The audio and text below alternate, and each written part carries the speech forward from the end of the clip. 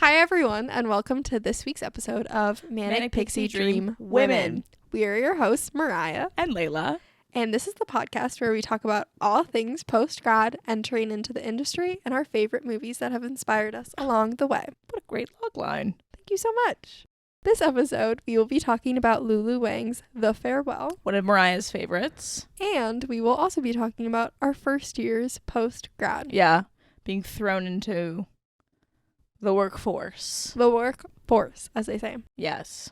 But to start, we thought we would start with a little update. Yes. Our little weekly updates. From last week's episode. Hell yeah. Did you want to start us off? Well, you have an exciting life update. I feel like last episode I did mention that I got a new job. You did mention that. But I got a new job. Start it yet.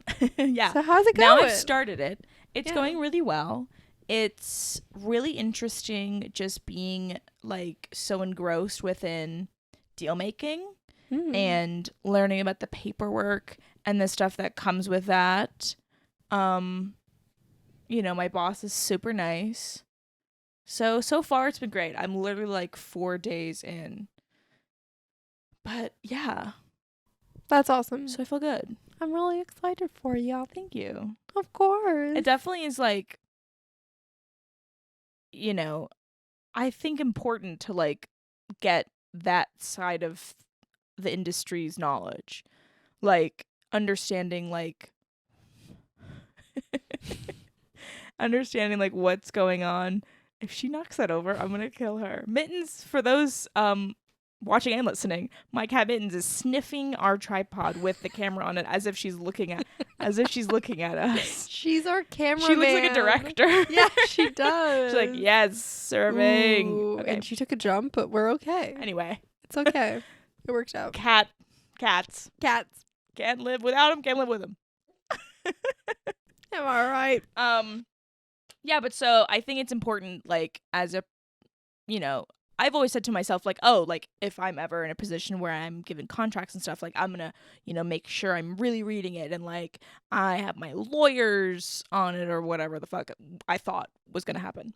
And obviously people have lawyers, but I think just even knowing what's going on, manager to lawyer to agent, like, how they're all communicating about you and, like, figuring stuff out for you, I think that's really pivotal. That's cool. Yeah. I can't believe you've thought about what I have contracts.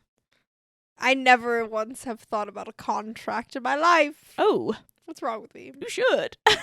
Like, as an actress, it's going to be important. It will be important, but I don't think I just like sit around and I'm like, one day. Well, I guess like I have a lot of free time. So, that's why. One of my fantasizing things is just like, like, I don't know. I guess I guess I fantasize about being like a smart businesswoman. I love that for you. I don't know. My mom's very like that and was always like, you got to read everything, honey. And I'm like, why do they make me sound like a drag queen?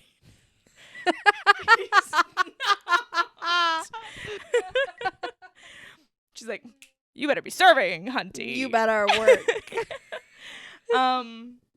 But yeah, so I've just always been like, I can't wait to exercise that part that I've been taught of like, actually, no, I'm gonna take this percentage, and like, you're not gonna get this. I want to like negotiate. Yeah. I want like an Aaron Brockovich moment a little bit. Okay, see, that scares me because I don't know how to stand up for myself. Ooh. So, like, I grew up here in New York.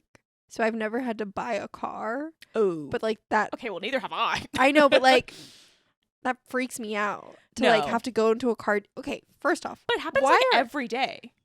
What do you mean? Like people buy cars all the time. Like people I know. are dumber than us. But I'm like, why are cars a set price? Why are you negotiating a car? Oh. Like you walk into an office and you're like, you're gonna give me this deal. It's like, what? I don't know. Yeah, it's sort of like. Is that what you were gonna say about car dealerships and stuff? You were like, you like stopped yourself and then. No, yeah, that's what you're gonna say. That's it. Yeah, no. I mean, I don't know how buying a car works. Anywho, And this is not the podcast for you if you want to know how to do that. Because we sure as hell do not know. Yeah. I mean, we're in New York. I'm not planning on buying a car for a long time. I think it would be fun to have a car. I was just in a place that is very car culture. Mhm. And it does freak me out. I think it's fun for like a couple of days. What's wrong with me? A couple of days. It's fun for a couple of Knew days. you needed a time just dropped. What'd you say? Funkle? Fuckle. Fuckle? Fuckle. It sounds Fuckle so of days. dirty. A What does fuckle of that even days. mean? I don't know. What is that unit? A fuckle. If you can label a unit of time a fuckle. Like 7 minutes. I didn't know you were asking a real question. It's not rhetorical. Yeah, I I'm just gonna agree with remember. you. Yeah, 7 minutes sounds good. Yeah. 15. I don't know. Well, I was A gonna say, general. I remember in high school, our sex ed teacher was like, yeah, the average length of sex is 7 minutes, and it really stuck with me. So I guess that's a fuckle. Is 7 You minutes. heard it here first, folks. For me, it's only a minute. Am I right? Yeah. Okay. Well, Hopefully John never listens to this. John is my boyfriend, Yeah. for those who don't know. Apparently terrible in bed. Or extremely good. Or extremely good at his job. So true. Well, so I had a car. I had a car in Okay. high school. You know. I like that we're going back to the car. Yeah, thank God we're talking about. Anyway, it's important that you're literate in negotiating and Yeah. contracts for whatever job you decide to pursue, but especially in the industry, especially with AI. We're not talking about AI, but I just wanted to say with the way the landscape is right now, it's very important you're reading, because otherwise you could easily fuckle yourself over. Good one. Thank you. Yeah, I think you're so right. And I really appreciate that your mom instilled that in you, because as a lot of us That's may what we're going to do is know- instill that in you now. Yeah, we're going to If your instill mom that in didn't. you. You've just instilled that in me of Yeah. like, women are, there's like some, what's the word I'm looking for? Fuckle? There's some fuckle. No, there's like some data that like women are horrible at asking for. Yeah, some I would guess salary like thing. just without even like data to support it, I would guess that like women are not as comfortable like standing up for what they feel they're owed Yeah, and what they're worth. 100%. But wait, so tell me about your update since last Okay. week. Yeah, so my goal from last week was to finish my short finally. Oh, And I right. did. Oh my I god, did do that. congratulations. Thank you so much. And I feel really excited about it. But the next step, obviously, was for me to send it to my friend who wants to direct it. And I was terrified. Yeah. Because I really am deeply, like, you have never read anything I've written I've since not. we met. And I would I mean, I've read the stuff you worked on in Italy. Yeah, which is crazy. So I would stuff. love an update. Yeah. But it really scares me because I have this fear of like that, because everyone knows that I label myself as a writer. I Mhm. label myself as an actor. That they think obviously they think that I will be good at these things. You know? I have a degree in Both of those drama and things. dramatic writing. So how embarrassing would it be if I showed someone my work, if I invited them to a show and I sucked? You know? No, this is a real fear because it's like, imagine like you're like, this is the thing I've set out to do. This is the thing I've Yeah. devoted my life to and I'm going to do. Yeah. And then you just like, someone watches you do it and they're like, oh no, like it's never going to happen for her because she's so bad at it. Luckily, that's neither of us because we're talented. Yeah. Yeah. Well, so I just get really scared because obviously my friend who's a director, like, she was very excited about this project and it felt like she had a lot of faith in me. And so I was really scared that if I was going to send it, obviously it's still a draft and I should like have some awareness of like notes are okay. Like that's the whole point of drafts. But I sent it to her and I was like, oh my God, I'm terrified. And then she really liked it. Well, I also think you need to reframe your thinking of like, you are currently thinking of like, oh, like you're offering it to her and you're like, oh, I hope she likes it and wants to work with me. When I feel like you could easily be like, you know, okay, I have this script. Is she even the best person to do it? Like you're having a interviewee situation as opposed to interviewer. Yeah, for sure. Wow. I mean, I think that's also just a thing for me just in social life too, where whenever I'm talking to someone, I feel like I'm constantly just like, do they like me? And I never consider like, oh, do I actually like That's so funny them? because I never consider that. Like when I You're meet somebody, like, I'm never like, do they like me? yeah. You're like, they love me. And I I don't know even it. think about it. I think I am. I do think of it of like, oh, like we're going to be friends or we're not going to be friends in my head. Yeah, which is very fair. Like, are we compatible or not? Yeah. Yeah. But I'm very Yeah. good at like predicting who I'm going to be friends with. Yeah. Very good at reading people.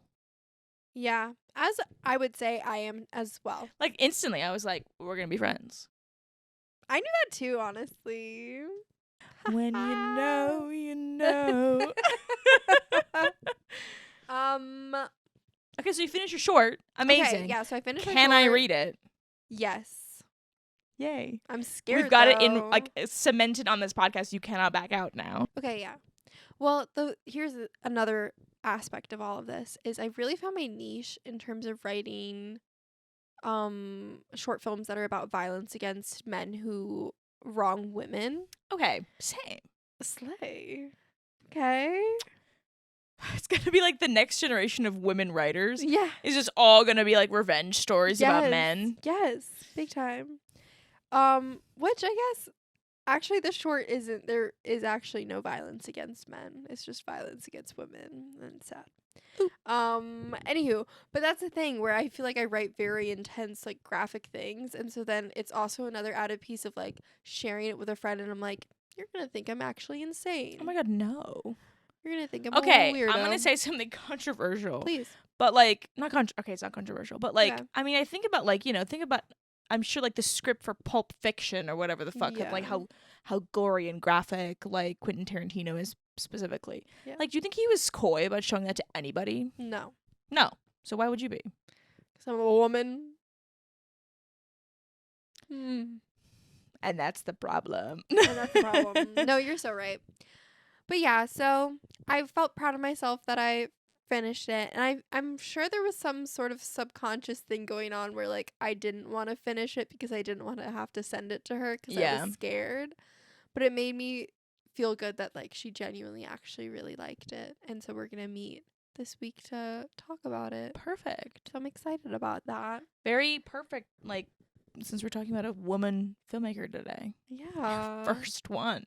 Yeah, and I'm excited because my other goal for last week was to start writing a second short, and so I started writing and outlining it. That's and so I'm fun. excited about that. I love I'm that. in my short era. Yeah.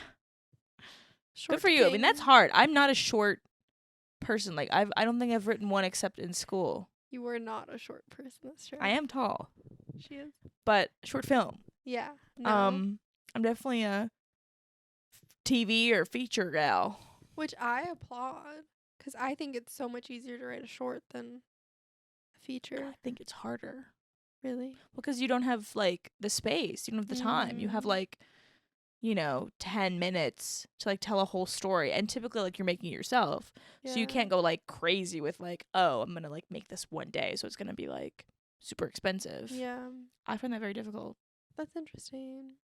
Anywho, so those are our little updates. What was your weekly goal from last week? I think I had said that like since I'm working on my book right now until the end of the year, my weekly goal was just gonna keep editing and working on my book. I'm not focused on really anything else. Yeah.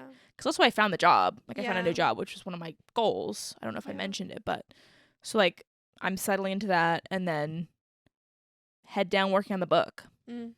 So Slay. Yeah. How's it it's going? gonna be pretty boring for me. It's going well. I'm editing it right now, and I think it's so interesting how important for me. I've learned how important the process of printing it out when I'm stuck or like I'm like, okay, I don't know what else to do. I print the whole thing out and I edit it like line by line. Yeah. And it like it helps so much. I add so much. It's like where I was stuck, it's gone. Yeah. And this is the same for scripts too. It's interesting to like discover my editing process of like, okay, well I need to be doing that. Yeah. I can never read scripts on a screen for some reason. Like, I not do even, I do like, prefer yeah, printed. just anyone's. Like, I just need to, like, have a little pen and, like, Yeah. scan it. Yeah. Anywho, that reminded me of a story I have for you Okay. about, not actually, I don't really know what the correlation is, but I had a sad moment today. And I feel like it's very indicative of just, like, post-grad life. So I recently here's an update. I am a Nepo baby. I was telling Layla about this.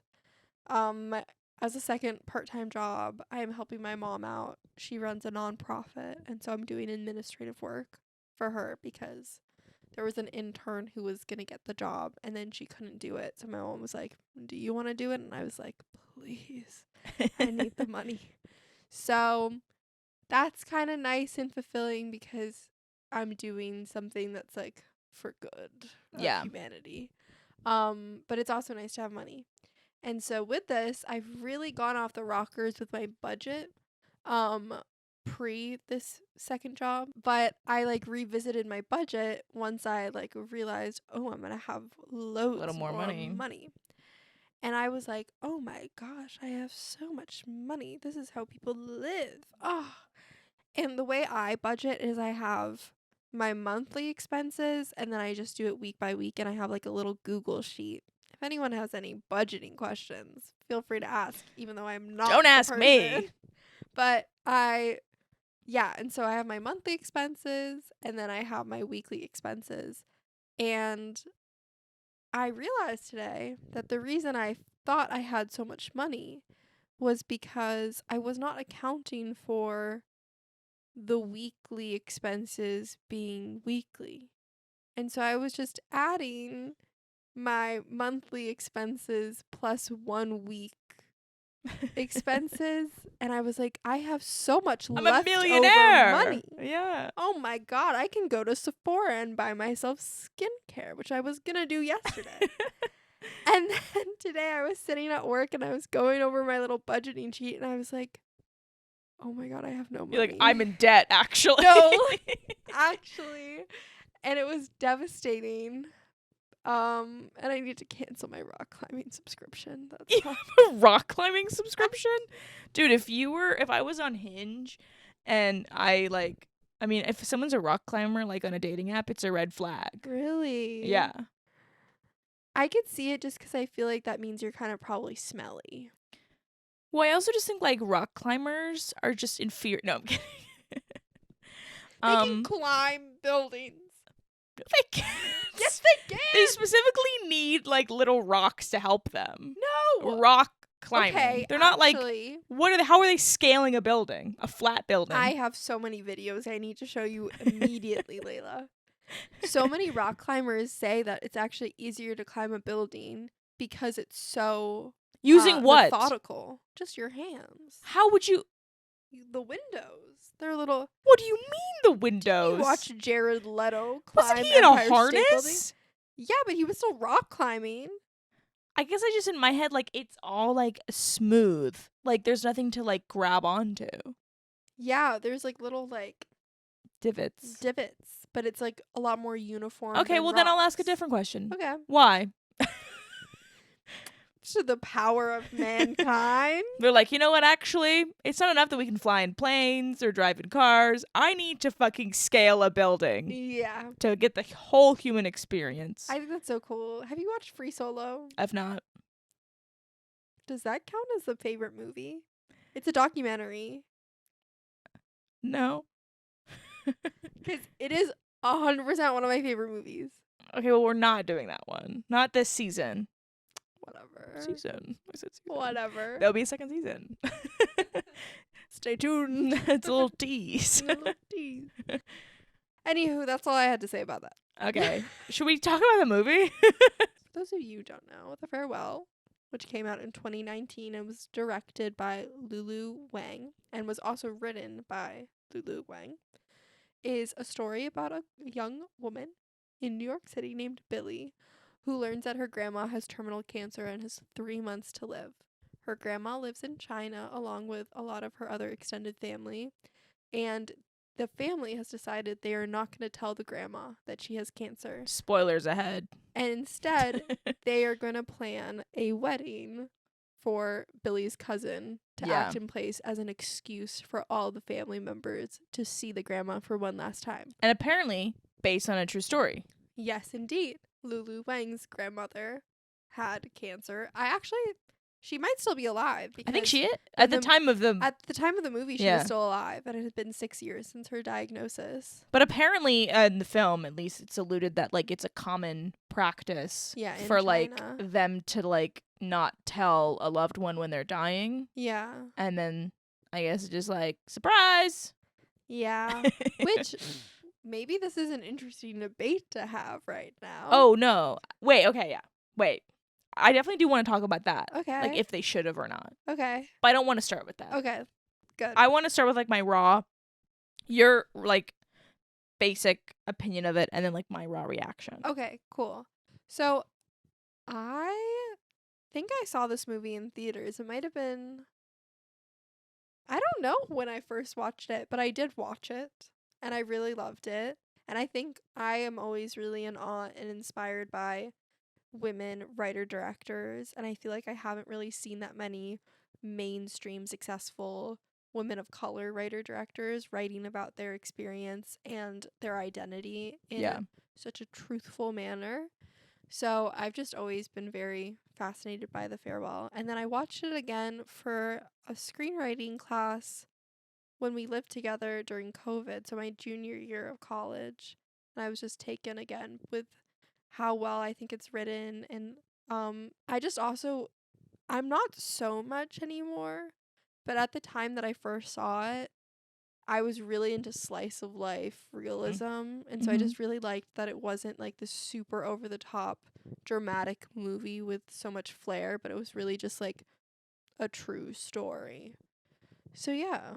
I was gonna say this is after last week. You know, we had the big spectacle movie of like it was Yeah. amazing. It was, you know, in space and it had all these great effects and the score and, you know, the top tier acting. Yeah. But we had like a big like cinema movie. Yeah. Like a you know, experience. Yeah. But then I loved how this week it's almost like it's the opposite. And I love how it's still cinema. Yeah. Like it's like to me these are the two types where it's like the interstellar, the huge, the blockbuster, the sweeping grand scale of it versus this slice of life with such like, you know, the same level of heart where it's like the characters and the story are at the forefront and it's just like you're watching these people live a life. Yeah. Like I find it so charming. That was so beautifully said. Thank you. Hey, Professor Sermon. Fuck. Yeah, like I like that it was like a smaller scope of cinema but still just as impactful. Yeah. Going to show like the range of cinema, and not that this is like breaking news, but just like, you know, that it's not like a limited understanding of what cinema is. Yeah, for sure. That's so interesting to think about, actually. And I really also love the cinematography of the movie and how it's almost sort of like there's some shots that are giving like Wes Anderson, like symmetry and the way things are framed. Like I just love the attention to detail in the movie. And I feel like whenever I see a movie directed by a woman, I always feel like you can see. Well, I was going to feminine say touch. like you definitely can, but also like, and I'm sure this is because it's inspired by like Lulu, so that the lead Billy is played by Awkwafina. But it's so clearly like Lulu Wang. Yeah. It's so clear like her family and her life. Yeah. But like I love that even like I could feel the love she has for like, you know, obviously it's a fictional representation of her family, but like I could feel so clearly the love she felt for like these places and her family. Yeah. Through that. So I really she like really conveyed that well. Well, some fun facts for you. Oh. Did you know that the woman who plays the grandma's sister is actually Lulu Wang's great aunt? I did not. Booyah! I've been Miraya. You just got Miraya. And they filmed it in the actual neighborhood that Lulu Wang's grandma actually lived in. Aw.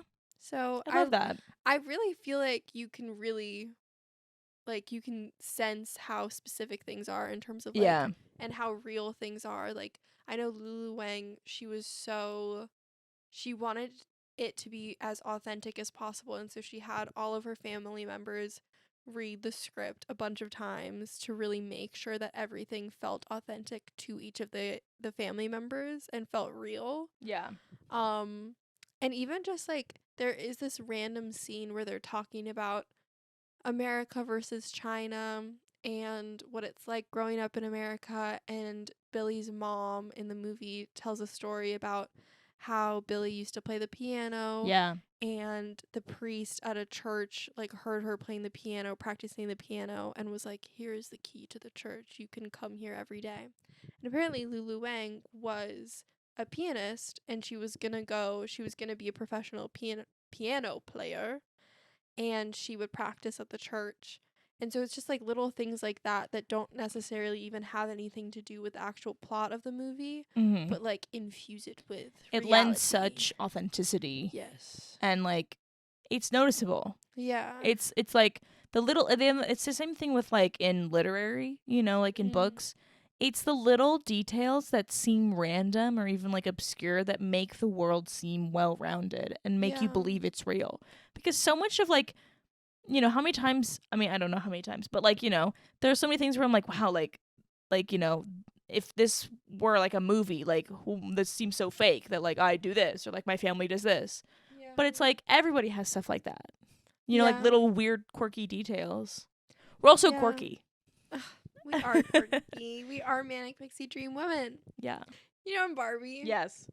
Greta Gerwig was told by studio executives to get rid of the scene where Barbie sits at the bench with an old woman and tells her that she's beautiful.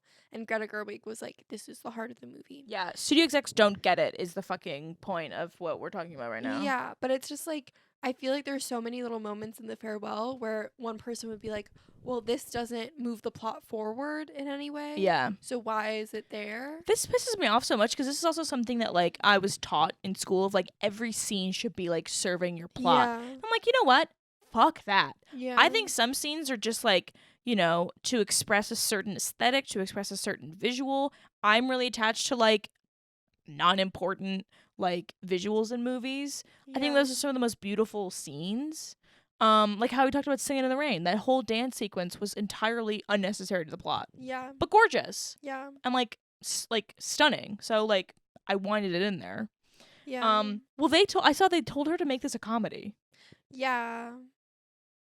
And there are some like slightly comedic parts of this I movie. mean, I get like the crux of the idea is also comedic of like, let's tell our grandmother she's not dying. But like I just love how emotional it No, is, exactly. how real it is. Because if it like, I feel like it really would have lost that. It would have lost its heart. When also the whole, they wanted her to add a white person. Yeah. They wanted to green book her. They wanted to Green Book her. I've actually never seen Green Book. Me neither. Nor do I care to. I know enough about it to make a metaphor about it though. Yeah, but she was told to add a white person, which makes literally absolutely I guess, I mean, no maybe sense. like where would it like thinking about it, like as like her boyfriend I guess coming along for the ride, and they wanted someone to serve as the white audience's like lens and be like, whoa, this is so weird, and like Chinese culture, what's going on? Whereas I really like that I was just like thrown into it. I love that it was subtitled. I wasn't Yeah. expecting that because I was like, I think an American release, right? Yeah. And I love that so much. It was a dual release, I think. And Okay. it apparently flopped in China, which is I did see that. interesting. Yeah, but I really love that it's like mostly in Mandarin. Yeah, I don't like when films think the audience is stupid, and I feel like No. if you added a white person to be like, oh, well, we're eating this food, or Yeah. we're playing this game. I could definitely tell, like, through that suggestion, the studio executives were like, but wringing their hands like, how will white people relate to it? It's like, dude, what we're relating to is not the exact culture, which also, Yeah. like, it's not, like, fucking that different. Like, people act like, we're all people. But, like, the thing we're attaching to is the emotions of, like, family. I mean, on my Letterboxd review, I was like, do not watch this movie if you've ever had a grandmother. It's so I mean, it's about, saying goodbye to your grandmother. Yeah. To be fair, my grandmother also passed like 2 years ago. So it's like topical for me. Yeah. But like, it's so sweet. And also, I think there's such a lovely metaphor when there was a couple moments when like they all are dying to spend time with her. Like, they're Yeah. all like trying to spend as much time with her as they can, but none of them like can tell her Yeah. like why. She's all like, why are you guys all being so fucking weird? But all of them are like, no reason. We just really want to spend a lot of time with you. I just Yeah. like, there was something so beautiful about that lack of expression that I found like similar to like how even with people you love, it's so hard sometimes to like tell them how much they've meant to you or like how much you love them. Mm. So like for instance, like if like, obviously like to use my grandmother as an example, like obviously she was very old and very like Mm. frail, and like every time the last time I was like, okay, this could be the last time you see her. But I never was like, hey, by the way, like I love you. I mean, obviously I'd be like, I love you, grandma, like, Mm. but I'd never be like, hey, like I'm really gonna miss you, or like, I never like said anything that I would have wanted her to know. Yeah. And so I found that same stifling feeling Mm. very present in like the metaphor of like they're all like, no, like I'll go with you, and she's like, you don't have to. And they're like, no, please, Yeah. of like they can't tell her why. Yeah. That's so interesting. Yeah. Yeah, and I feel like I was curious about what you thought about it in terms of I feel like the grandma in the farewell really reminds me of my well, I guess all of my grandparents, even my white grandparents. It's so interesting because I feel like we've talked about this before of just like characters having to be likable. Mhm. And I think she is really likable Oh because my she god, I is a love her. grandma and she's very sweet. But there are some scenes where she is very like old person difficult. Like Mhm. when she's at the venue and she's like, I wanted lobster. Yeah. And like as a customer service person, I was like dying a little bit inside because I was like, I've had people talk to me like this and I'm like, please, like Yeah. you made this mistake, not me. Um and so it was just I don't know where I was going with You were this. well. You said like I wondered what you thought of it. Oh, like if you saw your own grandparents in her because I feel I like to did. me it kind of reminds me of like my Indian grandparents in like a specific cultural way, if that Very makes much so, sense. because my grandmother was Croatian, Yeah. and she spoke well enough English that like we could communicate, but nothing like serious conversations. Like apparently, like this is something I learned. Like my grandma was apparently funny, and I never knew that because like she wasn't fluent nor confident, I'd say, in English to be Yeah. making jokes, and I was like, wow, like my grandma was fucking funny, and I never even knew. Yeah. But like even just like when they're talking about like being away and like she's like come back soon and like saying that sort of party, I definitely related to, because I was like, that's she's always been on the other side of the world for me. Yeah. And I guess what I was going to say is what's so realistic about the way Lulu Wang writes family is like even though this old woman can be difficult or like she has her moments where You still love her. you still love her. Yeah, like of course my grandmother like had old person tendencies and like Yeah. said some weird stuff to me before, Yeah. but like I never doubted her love for me Yeah. or like and my love for her. Yeah. For sure. Because it's like that relationship's not super, you know what I mean? It's like, it's a different relationship to like, honestly, I'd say any other relationship you have. Yeah. Because it's like, both of you have less of responsibility to each other. So I definitely just was like, I'm just going to take whatever you say, girl. I don't care. Yeah. It's actually so interesting that you say that. And watching the farewell, I really resonated with it in a weird way this time because like went through the same sort of thing where last March we were all convinced that my grandma was going to die and she Mhm. was in the hospital because she had a freaking ball of blood in her brain. Jesus. Crazy. A ball? Yeah. Like coagulated? I guess. I don't know. Like it was literally like a whole I don't need to get into it because she had fallen. Okay. Yeah, anywho. And so she was in the hospital and we went and saw her and it was very much like this trip where we were like, this is the last time we are gonna see our grandma. Yeah.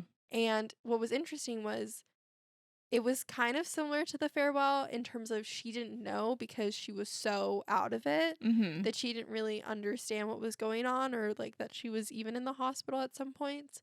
And so it was just like this crazy thing of like, you're not going to say to this woman, like, hey, you're We're here because it's the dying. last time. But it was just very interesting to like work, like to, I don't know, to go through that experience. And she did not die. She is really still kicking with us. Well, I thought that's one of the things that this movie also just grapples with is how to say goodbye. Yeah. Because I think it's the same thing like what I was saying with like they all know she's about to die, Yeah. but it doesn't really even change how they all say goodbye to her. Like with the last scene with Aquafina when she's saying Yeah. goodbye, she's going back to New York. She doesn't like say a big farewell. Yeah. You know what I mean? And I just think it's so I think poignant that Lulu Wang touched on is that like even when you know, it doesn't make it any easier. It doesn't make a difference on how like it's still so hard to do, Yeah. you know? It's so interesting.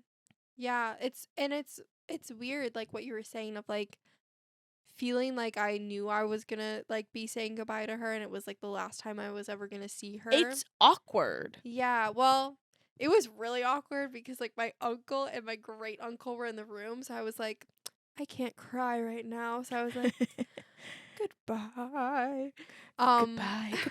Goodbye. Yeah, but I don't know. And then it's interesting because I've seen her since, and it's the kind of thing of like, is this the last time I'm gonna see you now? Mhm. I don't know. And it's just weird the difference between the two of like when you think it's final versus when it like, What it actually is. yeah. I Well, don't it know. reminds me too, like when my grandpa, who died like a few years before my grandma, the last time I spoke to him was over FaceTime, and like I knew he was sick, but it was very like my dad didn't talk about it. Like it was very like we're not gonna process this. Yeah.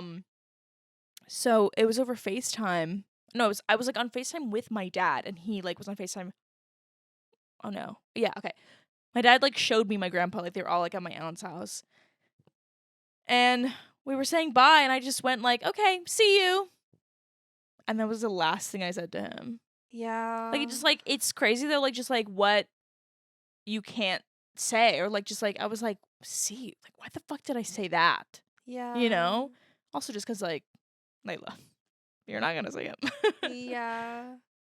Yeah. I had the same sort of thing with It's my like I grandpa. can't not. It's like almost like word vomit, where it's like, Yeah. well, that was instinctual, but also like everyone's being so weird about it. I can't make a big deal about it Yeah. because for then it's sure. like we're all gonna get. It's all gonna be, my dad would be like, oh, like, what are you talking about? Like, don't talk about that stuff, you know? Yeah, and it's also like, how do you say good? Like, how does one say goodbye Well, yeah, to a like, person? nice knowing you, Grandpa. Like that's such a Like, big how the fuck do you do that? thing. Over FaceTime, my Yeah. God. Yeah. Okay, can I say something controversial? Yeah, please. Just about the movie now. Moving Yeah. on from all the death. Yeah. I was watching it, and at one point, I went, she knows. The grandma. I actually I had think that she thought knows. too. I think she knew. Well, because I Hmm. especially, so I thought that. And then there comes a point in the movie where they're like, oh, yeah, we did this to her husband. Yeah. Like, we didn't tell him what was happening. And then he died. Yeah, and the grandma actively did that to Yeah. her husband. So then I was like, oh, she for sure fucking knows. Because also, what the fuck are benign shadows? Well, I was thinking Maybe that's a translation thing. I don't want to be. No, I don't think so. Yeah, but I think was it's like, purposely yeah, like a supposed to be. bullshit thing. Yeah. Well, I was thinking that when she was looking at the paper that they like photoshopped Yeah. to make it say benign shadows, and like something about her reaction, I was like, I don't know. I feel like she's doing this for them. Well, and she was more like to Aquafina, to Billy. She was like, hey, like, I'm proud of you. Yeah. She definitely was like telling her stuff that she knew she needed to hear, Yeah. like as a final parting stuff. And So- her goodbye. Like when she was like waving and Yeah. I was not okay. I was like, Oh. I actually thought I'd be more emotional, like, during it. And I was like, psh, like, I got this, like, Yeah. And then I get to the end and I was like, Yeah. this is like a torrent of tears. I was like, so that blows. I just love the end, like the end shot of Aquafina in this. I don't know why. Well, because it reminded me, like, the reason I definitely got so emotional, because it reminded me so much of, like, when we would go to Croatia, Yeah. when we'd arrive, my grandparents would be, like, there, like, so excited to see us, and, like, waving, and, Yeah. like, big hugs, and it definitely reminded me of that moment of, like, when you drive in and you see them. Yeah. Mm. It's so real. It's just Yeah. so real. It is. It's really well done. It's really well done. That's why I'm like, I mean, warning, if you have a grandmother, if you've ever had one. I mean, Interstellar was sad, but this is maybe the most sad one we've watched. Really? You think Interstellar was sadder? Well, Interstellar's like less believable because it's like, you know, he meets his like daughter when she's like an old lady. When she's like an old lady, which is like, it's all very like, I'm crying because like also it's sweet, but it's like I can't put myself in that situation. Yeah. Versus when I was like, oh damn, like, yeah, that's me. Yeah, it's a that's little me too and close Nana, to home. not what I call my grandma, but Yeah. Well, before we finish off on our farewell talk, before we say farewell to the farewell, to the farewell, I did want to talk about a little bit of Lulu Wang's backstory because I thought it was really interesting. please. Well, how much do you know about it? I did like a brief Wikipedia search, but I'm ready for you to take the reins on this one. No, honestly, same. I took some notes because I just thought it was interesting. Yeah. Okay, so first thing. Actually, this should not be the first thing. I'm being such a bad feminist. Is it that she's dating Barry Jenkins? She's dating Barry Jenkins, guys. Which, you've seen Moonlight? Nepo girlfriend alert. No, I'm kidding. No, I'm kidding. No. I'm kidding. She's not. Did- Yes, I've seen Moonlight. Okay. He directed So good. Moonlight. And what wrote a it. power couple. I know, but it's like Phoebe They must have like a very emotional like it must be a very emotionally charged I relationship. wonder what their conversations If are they like. ever broke up, we'd get another like Noah Baumbach marriage story where it's like he's talking about how he wants to kill his ex-wife. But like 2 different versions. Or Madagascar 3. You're going to have to explain that one a little bit. Okay, so Noah Baumbach apparently. Oh, he did do He did Madagascar 3 to pay off his like divorce. alimony. Yeah. How does it make you feel? I mean, it makes sense, I could guess, because Madagascar 3 is a rush job. It's not nearly as good as Ooh. 1 or 2. Damn. You heard it here first. Yeah. No, Baumbach, you phoned it in for your divorce money. I'm going to ask you about it if I ever run into you. Please do. And then bring Greta Gerwig over, please. I'd be like not as contentious with her. I'd be like, so Noah, you made Madagascar 3. Greta, hey. No, I love Greta. Like, I'd be so nice I want to you to her. bring her over just so I can meet her. Yeah. I don't know why I'm also here. I'm living. Yeah, Mariah's just with me. She's my Yeah. little. She's like, yeah. Hey, how's it going? Yeah. Anywho. Every day I wake up and I wish you were dead. Yeah, he really did that. I liked Marriage Story a lot. As a child of divorce, what did you think? I thought, wow. Yeah, I think it was a bit long. I think I liked it. Kind of like my parents' marriage. Honestly, same. Yeah. Anyway, we're here to talk about that. Yeah. We're talk about Lulu. Lulu was a piano player. She decided to study music and literature in college. She went to Boston College in, you guessed it, Boston. Oh. And she took some film production classes, and that's when she realized she wanted to become a filmmaker and a film writer. And she did. And then she moved to Hollywood 2 years after she graduated. I looked this up because I was very curious. Yeah. I did the math. How long does it take someone to sell out? Yeah. And Well, make the plunge. Barry Jenkins apparently moved from FSU, where he went to college, to LA in 4 days after graduation. Well, girl, that's because he was at FSU. He was in Florida. Yeah, I would have moved to, day after. I'd be like, bye. Layla grew up in Florida. I did grow up in Florida. I have a right Yeah. to disparage it. Yep. But anywho, I thought it was really interesting because she made a production company with her friend, and they would make short films for legal firms to like help illustrate in court how Oh a yeah, I did person's read that. injury affects them or whatever. Weird path. I'd never thought about that job before. Yeah, I didn't even know that was something that was Yeah. needed, but I guess it is. Slay. Girl boss queen. So then when did she so she was doing that while she was in LA? Yeah, while she was in LA. Okay. And then she and her friend decided just to produce some shorts together. And then she found her success. I'm just looking at my notes. Through a couple different fellowships and different programs. She and her friend made a production company and they did a bunch of different shorts. And then they produced her first feature. Just cool. But I just thought that was interesting. Like, Yeah. she really, I feel like what inspires me is I feel like I'm really on the path where I'm trying to do it myself. Yeah.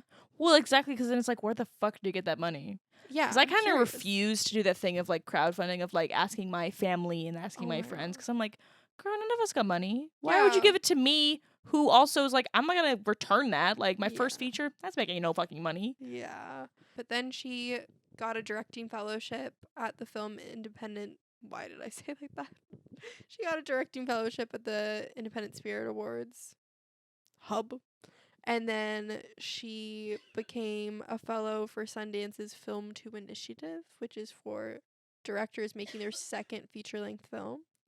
So I just thought that was interesting too, like the power of fellowships and Yeah, and I've really programs like that. underestimated those, I guess. Well, because also, I mean, they're so hard to get in. Yeah. There's so many people. It's like, because I feel like that's kind of one of the only ways for somebody who's not like a Nepo baby to do anything. They're so oversaturated with applicants and like, because that's all we can do. So it's like, and everyone's like, good, but you have to be like amazing. Which, like, usually people don't get amazing in film, at least in my opinion, like, until you've done it a few times. Yeah. Like, I think it's very rare to have, like, such raw talent where it's like, okay, first one out of college, like, Oscar winner. Yeah. Like, we can't all be Damien Chazelle. Okay? No. Yeah. I also thought it was interesting she didn't go to film school, and I feel like Yeah. there was such a debate about like, Do you have to go? yeah. Yeah. And I've been told by a lot of people, do not go. If you Mhm. have the money to go to film school, use it to do other things. And the best way to learn is by just being on set and actively like hands-on learning. That's fair. So I don't know. So it gave me hope that It gave me hope that Lulu Wang did not go to film school, and neither did Barry Jenkins, I don't think. I guess, though, like, you've already been to school, so, like, why does it give you hope? Well, I didn't go to like film school. True. Neither did she. I get what you mean. You Yeah. didn't go to, like, we didn't go to, like, the film and TV No. part. Yeah. Like, I feel like I considered going to film school just to learn the production side of things, and I feel like I really want to one day be a writer-director, Yeah. but I feel like I have very limited directing experience. I very much equated it in my head of like, okay, I'll become a director like how actors do. Like just like they don't go to school for it. They're just like on set and they watch people do it. Yeah. The director is not doing a lot. He's delegating. I mean, obviously he's doing a lot. Nobody freak out on me. But I mean like they don't have to know, like they have an editor. Yeah. They have a cameraman. Like Yeah. You have to collaborate. exactly. Yeah. That's It's not like a one-man job. Like they're not like doing everything. Yeah. But yeah, I just thought that was interesting. So that's what I wanted to say about that. Yeah. Yeah. Shall we dive into our last segment? Let's dive. All right. So to close off, we just thought it would be nice to go through our stories of our first year of post-grad life. Yeah, I kind of want to hear from you first because yours is like still happening. I'm over a year Yeah, now. you're over a year now? Yeah. Yours is more recent. So I graduated May 2022. I had no jobs lined up. I was afraid. So We open on a scared Miraya the day after her graduation. yeah. But she did just see Taylor Swift. What? Isn't that who spoke at 2022? Oh yeah. Oh. Yeah. So she was feeling on top of the world. Yeah. My commencement speaker was Taylor Swift, which was the best thing ever. And I didn't have one. I was in COVID. What? I didn't have a commencement speaker. Oh, that's true. Remember, you were there for my little Zoom graduation. Yeah. Oh. That actually sucks. It really sucked. What the heck, Love my bro? tears. But yeah, I went to Disney with my friends. No job. No hope. She Just goes to Disney World. go to Disney World. Where there's some magic left. Yeah, and I knew that as soon as I got back from Disney, it was all gonna hit me because I was like, I'm in the happiest place in the world, and I'm off this high of graduating. Also, can we talk about, I guess, again, I'm so sorry. You didn't have a real, like, day of graduation, but that, I remember when I was, I don't know, 13, 14, and my brother graduated from college. Or no, I was older than that. 16, whatever. Um, he was so out of it. And I remember being like, what's going on? Like, this is a big happy day. Yeah. And then when I graduated, I was like at dinner and I like literally couldn't hold a conversation because I was just Yeah. like, oh my God, what's happening? Oh my God, I don't have a job. What's going on? That's a weird thing that you should prepare yourself for. It's very mentally exhausting to graduate and whatever. Anywho, so I go to Disney, I come back, I have no job. I visit my grandma. Speak of grandmas. And then I come back to New York and I was on the website Staff Me Up trying to find like production assistant jobs. Here's the deal though. A lot of production assistant jobs really want you to have a driver's license. I do have a driver's license. You do? I do. But should I be allowed to drive? No. Should I be allowed to drive a truck in New York City? Definitely not. So, what matters you shouldn't have a license.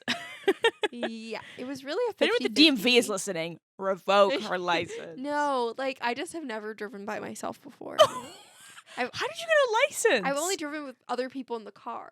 You know like what the I mean? day you got a license? No, I just mean like in life, like I've never driven by myself, like with no one else in the car. Does that make sense? I mean, no, it makes sense. It's Yeah, just yeah. crazy to me. Yeah, like I just don't. I would be so scared because I feel like having another set of eyes on me. I'm like, Someone else I'm to not gonna kill. die. You want to take one down with you. Yeah, exactly. Anywho, so but I So did that find, limits you though, because you don't feel comfortable driving. Yeah, exactly. And like I had a friend who was a PA once, and he like clipped 2 cars when he was driving a truck, and I was Damn. like, that would be me, and I don't want to do that. Was he like? I'm just curious. Was he like sued? Or like, no, did he have to think it pay was for anything? I think it was what's Insurance. it called? Dash and drive and dash. What's it called? Oh, hit and run. DoorDash. What's it called? Anywho, but then I found this posting for an audience coordinator from this company called One Iota, and they do the audience part of a bunch of free events in the city, but cool free events like the Late Show with Stephen Colbert, the VMAs. They that did a sort of thing. screening, like I saw, of like "Don't Worry, Darling." Yeah, Yeah. yeah. I was actually at the premiere. I was working Whoa. that. Anywho, so I applied and I had some like ushering experience in high school, and then I think they saw that like I was an artist or whatever, because a lot of the people that work there are artists. I was gonna say I auditioned. I did not audition. I interviewed and I got it. And so that job was a great first job out of college. I almost said high school, but it like did not pay well at all. But I had so many amazing experiences. Like I worked the VMAs. I worked the VMAs when Taylor Swift announced Midnights, which was really cool, and I got to see her on the red carpet. And I worked at the Late Show with Stephen Colbert, and it was a very like stupid job. Like I was literally just standing telling people where to go, but I got to watch every show of Stephen Colbert that I worked. Like I literally got to go to all of these cool events. I went to the Don't Worry Darling premiere. I saw Mr. Harry Styles. So sorry, can I interject with a Yeah. question? This is so random, but I have to know. Yeah. When you meet Taylor Swift, what are you gonna do? What do you mean? Like, how are you gonna react? Probably the same way I reacted when I met Ed Sheeran. Elaborate for the audience. No, but like, are you gonna be like, That was the douchiest answer When- ever. well, probably the same way I did when I met Ed Sheeran. Okay. Like, are you gonna be like, are I'm you gonna sob. cry to her Oh my in God. front of her? Will you be able to hold it back until you get home? I don't know. What do you? I mean, she's so tall. I would hope that one day when I meet her, it'll be because we're peers, and so I'll have to act really cool and You'd be try like, to get hey, her girl. No, I try to be really chill. I'd be like, "Hi, like so nice to meet I've you." heard some of your music. I'm Yeah. such a fan. Yeah, Love what you but do. I really hate that I said like I would react the same way that I met Ed Sheeran. I Like think that's great. that's such an asshole response. Um, I got invited. This is just an asshole story. I somehow got invited to a Spotify album release party for Ed Sheeran, and I cried like a baby, and I was really nervous, and I didn't want to say hi to him because I was crying, and I thought that was embarrassing. And then John, my boyfriend, pulled me to meet him, and I said, "I'm trying really hard to act professional right now." And he goes, "You're doing a great job." And John was like, "We're here because she's in the 1% top fans of yours." And he gave me a hug, and then I did not say another word to him because I just could not. So I would hope it would be You'd not probably like just that. go into fight or flight mode. No, I think I'd shit myself. I'm not even kidding. Because Ed Sheeran, The I third love Ed response: Sheeran. fight, flight, or shit. Flight or shit. Both. Yeah. Running while shitting. Anywho, what was Sorry. the question? What were we talking about? You were talking about working at One Iota. Oh yeah, so I worked at One Iota, and then I was still applying to a bunch of jobs that summer just because One Iota couldn't pay the bills. Like it was a good job, but it couldn't have been my only job. And so I found there was some job posting through NYU for an office PA at the View. And I applied for it and I didn't hear anything back. And then a couple months later, I get an email that says, "Hey, we filled that position, but we are looking for a full-time production intern. Would you be interested in interviewing for it?" And honestly, I really had a big dilemma because I didn't know if I wanted to do a full-time position just because I felt like that closed the door for acting. And I was really committed to doing that as well and auditioning. And in order to do that, you need to be more flexible. But I was like, why not just interview? And I interviewed, and then like a couple weeks later, they were like, "LOL, sorry, you did not get the job." Damn. And I was like, I was honestly kind of sad about it because I had gotten excited and I felt like the interview went really well. And then like a month goes by, and I get a call from someone who would end up being my supervisor, and she's like, "We actually had one of our interns leave, so we need to fill the spot again. Do you have time to like hop on a call tomorrow, whatever?" And so I interviewed again, and then they gave me the position, and so I like replaced an intern. And so then fall of 2022, I worked as a full-time production intern at The View, which was in retrospect and like while I was doing it a really cool experience. Um I feel very lucky that I was able to work at The View because it's just a cool thing to have done. But I did decide that full time was not for me, just in terms of like I did feel pretty sad about closing the door to acting. And honestly, having a full time in person job that was that physical was really exhausting for me because I was literally running back and forth a building through the ABC building, which is literally like a giant block in New York. And so I didn't have energy to write even. Yeah. So I quit, and I don't know if you could say I quit. I guess I did quit. That is what I did, but that sounds pretty harsh. I just decided to leave and only having Forever. stayed there for a semester rather than the 2 semesters I was supposed to be there. Anywho, and then I spent January and February looking for a part-time job. Turns out, in my humble experience, finding a part-time job is a lot harder than finding a full-time job. I don't know. It really took me a while where I was not working at all. And I'm very blessed to have been I had like some savings saved up from the View and from a paid internship from senior year of college that I could survive. But it was still not fun to not be working. Yeah. And it was very stressful, and it's true what they say that applying to jobs is a full-time job in itself. True. And then finally in playbill.com of all places, I saw a job posting for a receptionist at a nail salon the nail salon where I got my graduation nails done. And I applied and I got it, and I have been a front desk manager of a nail salon ever since. So there you go, folks. So you really got, moving after college. You had some all those 3 jobs were after college. Yeah. That's pretty crazy. Yeah. So that was the first year. I mean, I feel like looking back on it, while I was in the midst, I did feel really not good about it, which is kind of crazy because I feel like I did do a lot. I just feel like I didn't do a lot in what I actually wanted to do. Yeah. Because I was so focused on having to survive and figuring out how to make money.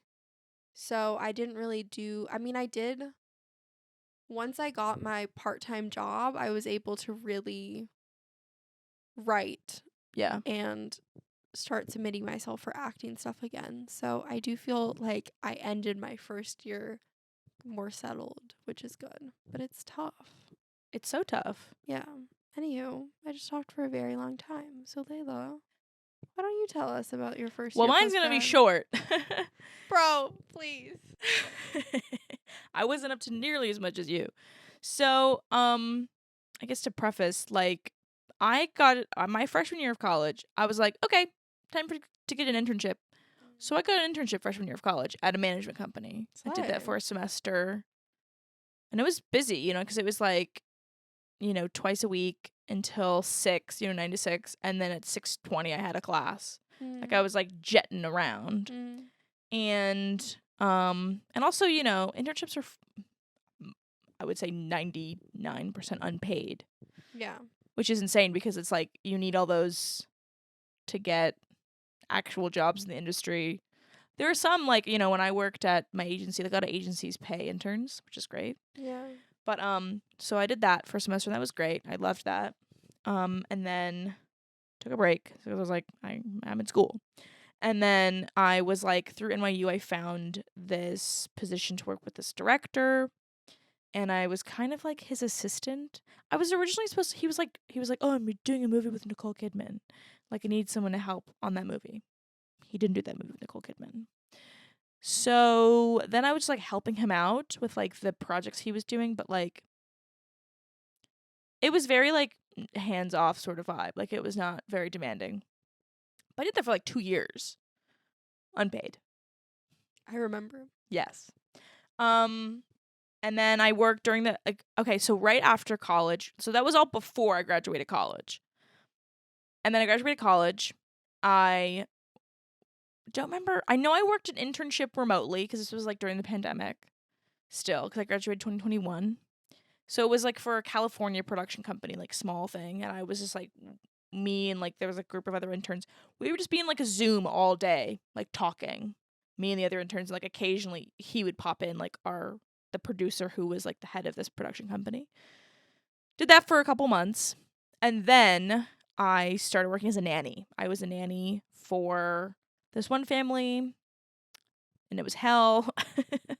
Yeah. So I left literally, I was maybe nanny for 4 months and then I was I gotta go. And I did. I left. And then I was also working with this other family who I loved much, much more. And then I went with them on a more regular basis. But it was $300 a week. It was no money. Yeah. So I was somehow surviving. I think my dad was actually still paying my rent for me at the time. Yeah. So that Yeah. helped. I also did get financial help from my mom. Yeah. For sure. We definitely were not doing it like solely on our own. No, definitely not. So Yeah. we're very Now I am. blessed. Yeah. Yeah. But so that obviously ended at some point. But so then I was being this nanny, and then I was that nanny up until I was applying to jobs like every single day. Yeah. All sorts of jobs, like everything. I would argue maybe even like 100 in total. Heard back from like one. And I felt like I had a pretty decent resume. Like, it wasn't like... Yeah. It sounds like you did. Yeah, so it's just, that's how fucking competitive it is. But so I got pretty far at Imagine Entertainment to be like an assistant, but they were like, it was to be a documentary assistant. They were like, we want someone with more documentary experience. And I'm like, well, bitch, how? Yeah.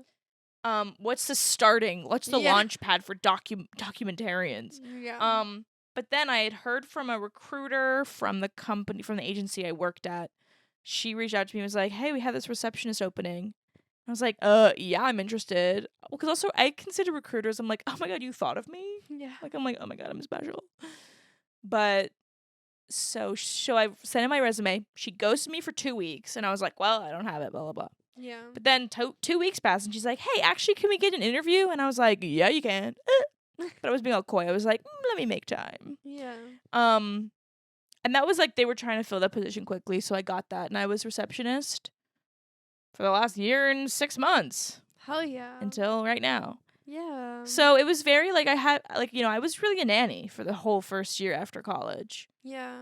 And, nannies are not like, some are very well paid. I was not one of those who was like working for like a super wealthy family or anything. I was not making like shit tons of money. So yeah. that's mostly why my dad was helping me out too, because I was like, I don't make any money. Yeah, for sure. And do you feel like as a nanny, you had the time to write? Because I feel like I remember you writing quite a bit, though. I did. I actually wrote 2 pilots Yeah. during this year off. This year out of college. Yeah. I had time with the second family once I left that hellish family, but the first family was like 8 a.m. to 6 p.m. Yeah. You And- were working a lot. And it was like, it was exhausting. Yeah. Because also the parents were there, like at home. Yeah. Oh my God, it was a nightmare. Yeah. And you were going to the Hamptons. There was a couple days I had to go to the Hamptons. Yeah.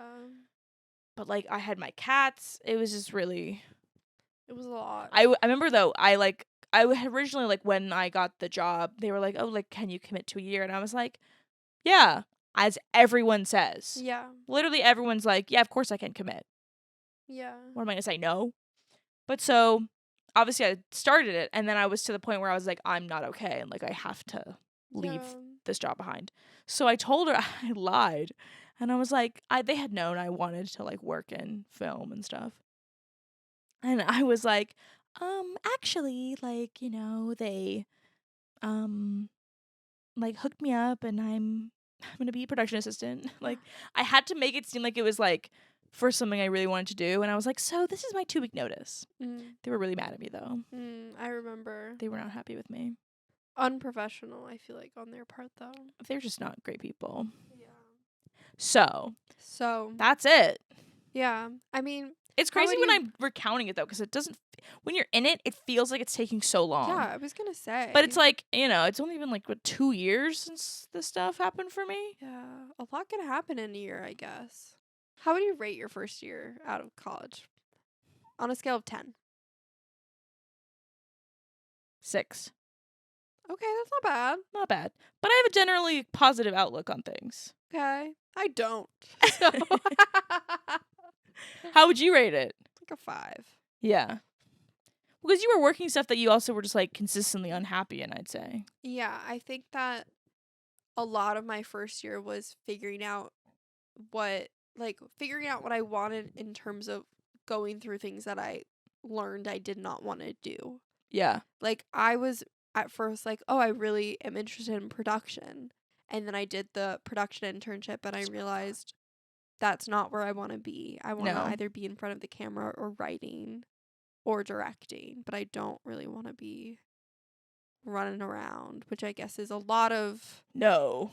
I mean, do people? want to be doing that. I think people only do that so they can get to like a higher up thing, right? Like they just do it like okay, this is like just, what I have to do. I don't know. I feel like a lot of the people who, and I was also interested in like, what is it like to produce for a show like The View? Yeah. And I realized like, okay, that's not what I really want to do. And like, working on a show like The View is like so fast paced and so rigorous in a very specific way that I guess that's what I'm talking about of like Yeah. running around in like that sort of sense. I'm so sick of like the agencies and management space because everything is like the end of the world. Mm. Like literally like to the point where like I feel like I became really good at like keeping a level head where I used to like as an intern I would freak out. Like even when our CEO would come to town, he'd be like, "Hey, can you give me an almond milk latte?" And like intern Layla would go like, "Oh my god, get him a latte now. He needs a latte right now." Like, oh my god. And now I'm like, you know what? He'll get it when he gets it. Like, Yeah. the world's not gonna collapse because the man has to wait a little longer for his latte. It's funny though, because I don't think that's exclusive to the industry, because at a nail salon, it's the same thing where It's so crazy. I am responsible for getting people tea. Mm-hmm. And it's like our kettle takes a very long time to boil. And so someone's like, "Where's my tea?" And I'm like, "It's still heating up." And in my brain, I'm like, "Oh my God, this is crazy." And it's like, we're Yeah. at a nail salon. Well, it's exactly the thing. It's like, dude, like, this is not a big deal at the end of the day. Yeah. Like, you know what? I mean, obviously, like, I guess, like, you're in the industry, you're dealing with, like, they're freaking out because it's like you're dealing with, like, clients who have big personalities or who are, like, dicks, I guess, Yeah. and who, like, they'll drop you if you don't do something in a certain way. But it's like, I don't know, dude. Take a chill pill. Yeah. Like, it's all gonna be okay. But yeah, those are our stories. Is there Those anything are our else we stories wanted so to far. add? So far. The rest is still unwritten. The rest is still Hey, unwritten. copyright. Oh. Okay, here's a goal that I have for myself just on this podcast. I feel like every time I'm asked, "What's your goal for this week?" I give myself so many different things, Okay. and I need to stick with just something that's like pretty attainable for this week. So, I'm just trying to think. I would like to I think this is attainable. Okay, I actually have two. The first, which is a little meta, is I need to have a finished draft, or not even draft, just a finished copy of the first episode of our podcast. Like, I need the audio and everything to be good, Okay. just so I can feel calm about it. Because we're pre-recording things. The second is I would like to have everything, like a really rough first draft of the new short that I'm writing. Whoa. There you go. That's a pretty big goal. But like really rough. Like I just want to Okay. get everything Like on just the kind of even write page. like a scene. Yeah. Got it. Yeah. Okay. Go off. There you go. What about you? I don't really like I kind of feel like I'm sat. You know what I mean? Like I'm not That's really fair. right now it's like I don't really have goals. Yeah. That's so fair. I'm just kind of Still working on like the I book. told Miraya, yeah, I planted a bunch of seeds, waiting to let them grow. Because like I have so much, my God, Mr. Slushy, I have so much stuff written, like ready for viewers' eyes. So I guess it's also like, right now I'm at the point where it feels almost like redundant to be like, okay, let me start a new movie that no one's gonna look at. Yeah.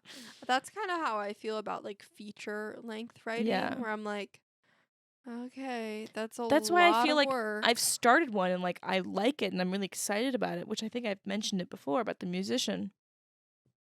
But it's just not like pressing right now. And I think I need to get out of that mindset because like my friend likes to tell me like opportunity is like when hard work meets preparation or something. And like so I do want to make sure I'm prepared. Yeah.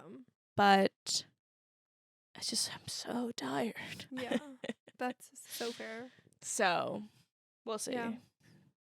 You got this. Yeah. And I think it's okay to know when you need a little rest. Yeah, like I'm you just started a new job. I did just start a new job. I'm just a little baby. You're just a little baby. Okay, well, slay. Yeah. The movie that we're watching next week for Yes. viewers and listeners is We Need to Talk About Kevin. We need to talk about him. One of Layla's favorite movies. Starring Tilda Swinton. Nobody else. And you might see us debate about whether or Cancel not we can culture, right? Yeah, cancel culture, and whether or not we can separate the art from the artist. So it might get juicy. I think it'll be a great episode because also, the movie, it's a book, one of my favorite books too. So I highly recommend a read and a watch for everybody because I feel like a lot of people actually haven't seen this one. But it's also like, it's trigger warning. It's about a school shooting, so. Oh, that is good to have a little trigger warning. Yeah. Okay, well, great. Should be fun. Should be fun. As always, thanks so much for listening. Thank you for tuning in, and a message from our sponsors. It's us. It's still here. We're still us. Yeah, well, we'll see you next week. We'll see you next week on Manic Pixie Dream Women.